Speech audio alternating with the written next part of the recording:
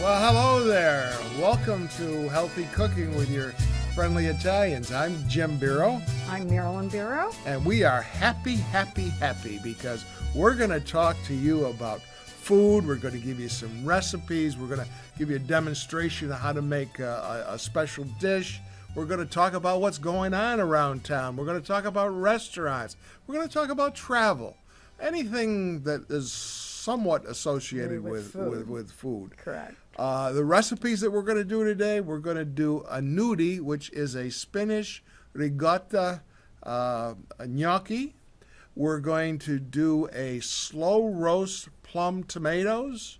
We're going to do a garlic sauce where you poach the garlic. And we are going to make a lemon ricotta pancake that is light and fluffy and out of this world that you and the kids would love. So that's what we're going to do today. You should make the pancakes with your children. It's always fun. Yes, that's what we do. Comes from our grandson Luca. This is what we do. So we hope you enjoy. So I think we'll start right off with a bang of showing you a demonstration on making gnudi, but I got to give you a little background to this thing. First time we had this, we were in Siena, Italy, where they have this horse race around the Piazza di Campo. And it's a hilarious thing. It's crazy. And there's this little restaurant right nearby. And it's just a wonderful restaurant. It's a trattoria. Trattoria. And they had, this is the first time I ever had these gnocchis that are made with spinach. And they're so tender and sweet. And they're really, really good. So that's what we're going to do today. He's been trying to perfect it ever since, which was quite a few years back. Yeah, and as a matter of fact, I've perfected it a little bit farther even after I did the show last week. And I'll tell you what makes it a little bit better. I also forgot an ingredient that I was supposed to put in, but that's what happens when you get old. Okay, let's get on with it. Let's go ahead and show you this demo, and I'm cooking, and they're a lot lighter. Okay, here we are. I'm poaching some water, and now I'm going to mix together. I've got some flour and eggs and ricotta.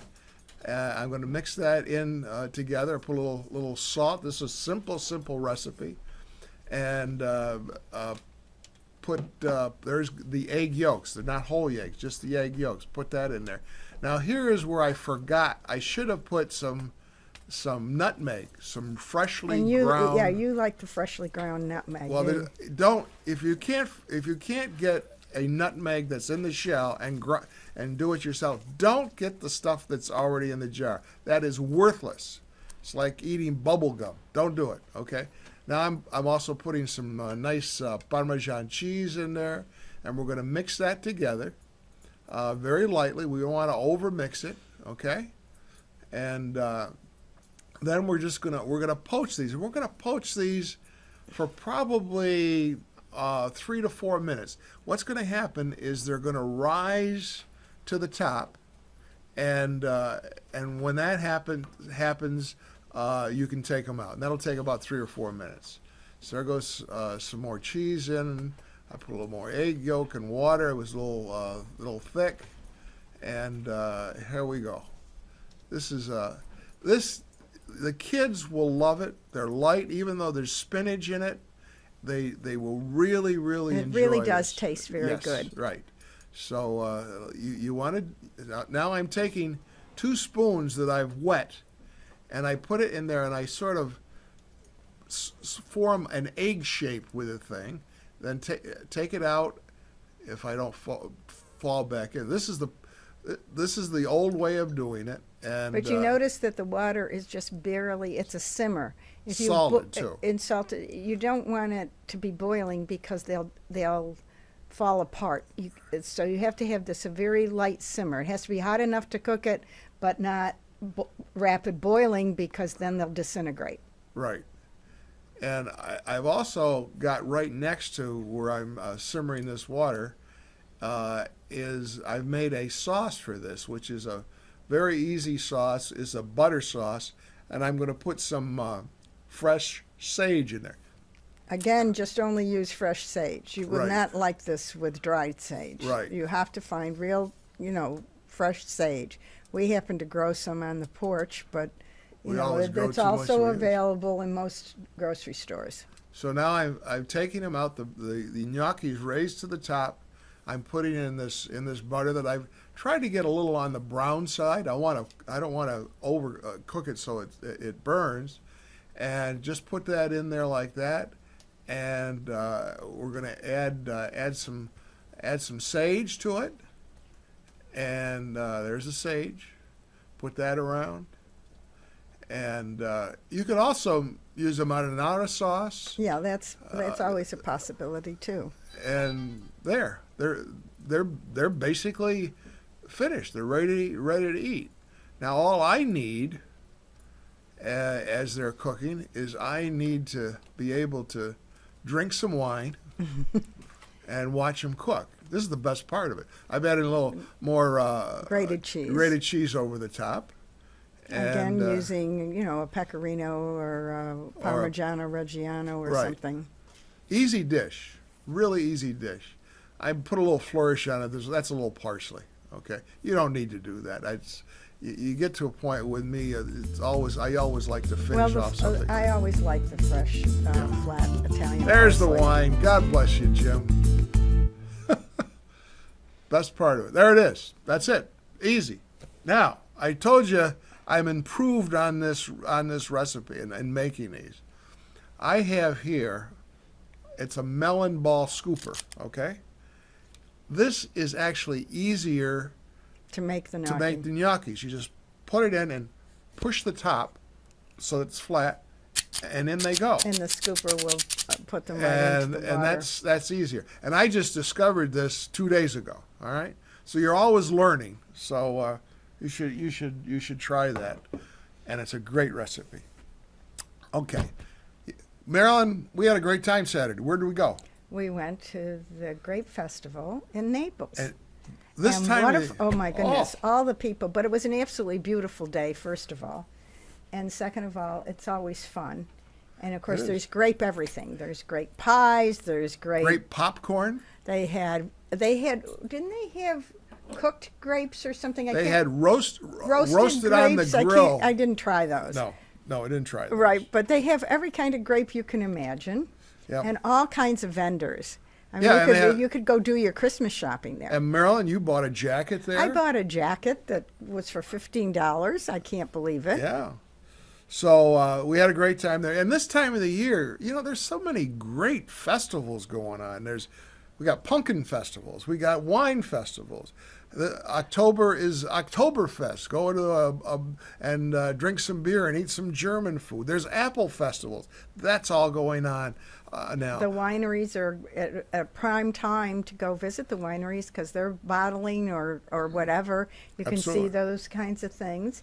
And the drive is always nice because your leaves are just beginning to turn. Any kind of thing that you do at this time of the year, it's a beautiful drive to enjoy our fall weather and how beautiful it is in upstate New York. And talking about the foliage in Rush, you get on a trolley and they take you to take a look at the foliage. Hopefully, Right. it's going to be And then if you're in New York City, this is the time for down in Little Italy, the great San Gennaro Festival. Festivals are always fun. Yep. And, you meet some interesting people. You'd be surprised who you talk to when you sit down and enjoy some of their delicacies. Yep. And they have now, this time of the year, they have the cheese trail. This is not a festival, but you can go You're along right. there's a beer trail. There's some 30-odd different beers made in this area. You can go over to Canandaigua and get on a boat and drink wines. They feature wines that is going on. One impressive winery, they make great wine, is Billsboro Winery, and they are up at Rose Hill on overlooking Seneca Lake. They make a great wine, a great place to go and see that. And the only other thing I wanted to mention, Marilyn, we've talked all summer long about vegetables and Right. and buying them at the farmers market. Cornell, Cornell Extension, is a part of the farmers market down here. They have classes in how to can and how to preserve foods. You can call them up and see when that's going on, and that's really interesting. So enjoy all these the good time of the year. The weather right now it's sunny and cool. It's perfect. It's perfect. Okay, now got to talk about plum tomatoes. Right. All right. I have a good friend by the name of Tony Casaldi, and he has a absolutely wonderful, wonderful garden. And he called me up. He says, Jim, he says, I've got some Roma tomatoes for you. So I go on over, and I don't know how We're many thinking that there's going to be just a few tomatoes, Right. right? So he proceeds to give Jim all of these tomatoes. Now, what are we going to do with them? We're not canners, and I don't ever want to can. No. I have bad experience of trying to help my mother can when I was a little girl and swore I would never can again. So that's where I'm coming from. So I got the idea. We had gone over to Barilla Factory and seen how they make the pasta. And after the thing was over, we watched the chef from Italy came and he presented a dish to us. Yes, which at the was culinary in Canandaigua. Cave, yeah. And he did these tomatoes, these plum, what he cut in half, and he slow cooked them for 2 hours after he cut them in half. And I got the idea, why don't we do that? And then we'll use them as is. We'll freeze them like that, or we'll make some marinara sauce. In this case, we made marinara sauce. Well, we did both. That's right. The first batch, That's I right. made the marinara sauce, and then the second batch we just froze after they were through, because it takes 2 hours in the slow oven. If you go through the recipe, it's simple. It is. But you do have to have the time to do them. You got to, yeah. You have to wash them, cut them in half. Yeah, and then what you do is you cut them in half, put them on a big baking sheet, put a little salt, a little pepper, maybe a little garlic. Always got to do with something with garlic. Maybe a little dried oregano or basil, and stick them in the oven and for 2 hours at 200 degrees. Okay, and it'll take some of the moisture out of it. It intensifies the flavor. And then, as we say, you can do whatever you want from there. It's really a nice way to go. And we were able to. The marinara sauce was very rich that way, because usually I just use the fresh tomatoes. Yeah. I had given the recipe before, but because this was intensified with the roasting, it was a very nice sauce. So, thank you, Tony. They were wonderful, and we used them all up, and they were great. I was going to bring some to them, but I never did. We used them all ourselves. Oh, well. Another thing that a friend of ours gave to us, he had gone down to the farmer's market and he wanted garlic. And he bought 10 pounds of garlic. And he sold me 1 pound of this. This is John Similo. John Similo does everything big. He buys everything in bulk. Right. So I've got a pound of garlic. Now, a pound of garlic is quite What are two people going to do with a pound of garlic? Right. Yeah, there's Right. the question. So I decided I was going to poach the garlic in olive oil. So I take and I cut both ends off of the garlic. Okay, leave the skin on, put them in a pan, and I cover the pan so there isn't any more room on the bottom. Single layer. You can use olive oil, you can use canola oil, or you can use a combination of Half both. and half, Half and right. half. Cover it and simmer it for about 45 minutes. And if you take a knife and push through the garlic clove, you can tell when they're done. Take it out, drain the olive oil off of it, let them cool down, and it's a miracle of miracles. The skin comes right off. So now you have this wonderful, soft, and it has a different flavor to it. It has a nuttier flavor to it. And so now I got this, and I take them and I put it in a Cuisinart. I put the oil back in there with the garlic, and I puree them, put them in a little plastic jar, and I've got a garlic sauce that I can use in many things. If I want garlic bread. Right. Or a bruschetta or whatever you want to make with it. Right. And, Or you can use it to make tomato sauce. Or you can use it to cook with, yes. Sure, Either sure. way. So Or a dipping sauce. thank you, John Similo, for bringing that to me. You know, it's a shame, Marilyn, the season for when we're going to be able to go and get all these wonderful fresh vegetables It's is coming to summer, an close. unfortunately. But Right. And please it's been go and enjoy all this. I mean, it's really great at this time of the year because of all the squashes and apples and pumpkins and all kinds of things. Right. And they do a nice job there, and Cornell Extension has helped that along here in Seneca Falls. So think about trying the last gasp at the farmer's market. Now, we talked about this recipe for ricotta pancakes. Oh, gosh, these are good. They are so light. The lemon that we put into them You have to creates use, fresh lemon. fresh lemon, and we zest. We put some zest in it, and it takes a little bit. This is what you want for when you get the family together for Sunday morning breakfast, a nice breakfast.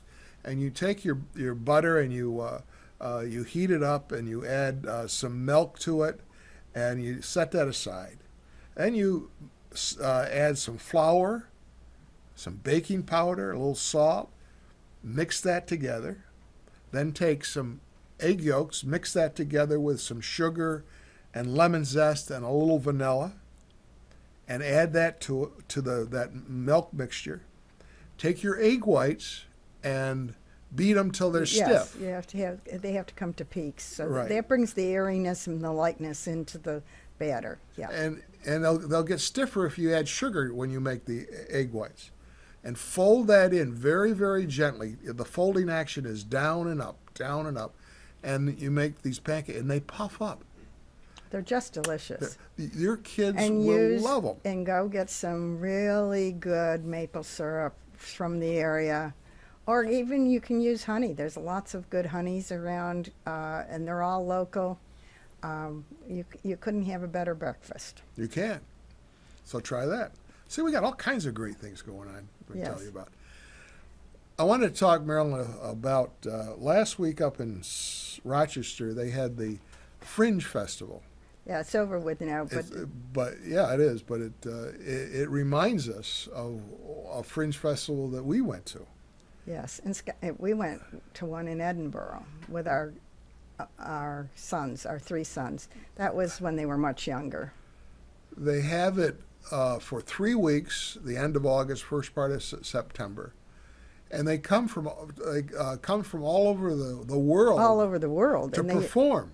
Right. And in that 3-week period of time, they will have 4,000 or 5,000 acts or performances.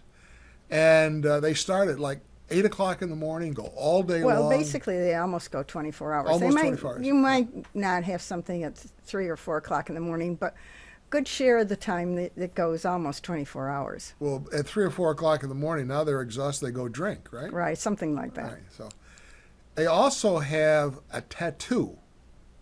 Now, this is not putting a tattoo in your arm. A tattoo up at the Edinburgh Castle, which overlooks Edinburgh. They have these military bands that do very precise. That are bagpipe bands. Well, they're all kinds of bands. Right. Right.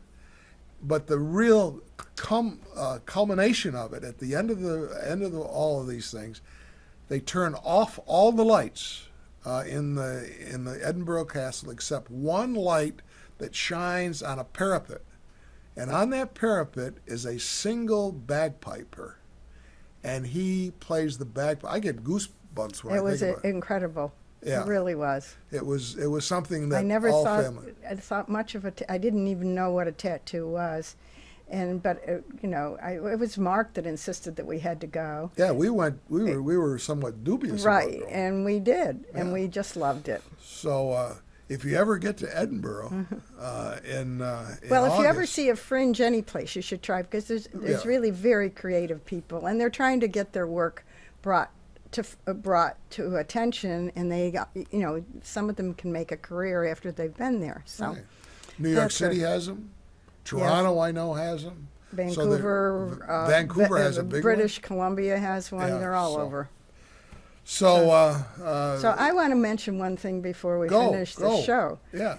On October 12th, the National Women's Hall of Fame is having their induction ceremony. That actually will be live streamed on Finger Lakes One. So One. you should. This is but it's a very interesting time. We're inducting, I believe, 8 people. It I don't know. There's nothing like it. It really is interesting to listen to these women and their stories. We have living inductees. We have some that have passed away, but their families come. And it's a great weekend, and it's a great weekend for Seneca Falls because the celebration is all over. So if you do want tickets, there's still tickets available. You can go to greatwomen.org, and you can buy your tickets online. So please join us. It's a wonderful, we only do it every 2 years.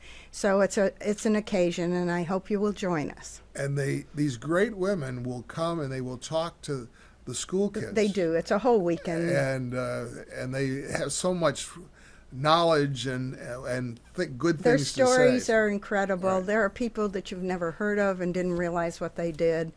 They're really inspirational. So think about that. All right, Marilyn. I need a drum roll. A drum roll? I don't do. No drum roll. There you go. Good sound effects. Next week, or the next time we meet, Mark Senecropi. Mm-hmm. Mark Senecropi had a store, a grocery store in town. He cut up all his own meats, and he is legendary of the sausage he makes. Everyone talks about Mark Senecropi sausage. Best in the area. He never has given the recipe out. He said if somebody got his recipe, he'd have to go kill him. I have talked him into sitting down with us and filming him making this sausage, and he is going to give the ingredients that he uses to make this fantastic sausage, and we're going to show that next week. But I always want to caution that any recipe that you got, you can always make you can always do your own thing. Even the recipes we give you, this is just a guide. The fun about cooking and the creative part about cooking is to look at something and say, oh, maybe I could do this, maybe I could do that, and you work at it. I wouldn't be surprised what Mark's going to do. He's going to give you the ingredients. And you're going to have to figure it out. And you're going to figure out how much of this and how much of that, which is all right. So tune in the next time, and I might even get Mark to be on with me. So you can learn how to make sausage. A sausage, nice sausage, famous sausage. This is a historic event, so tune in the next time. Thank you. Enjoyed being with you, and we'll see you the next time. Ciao. Ciao.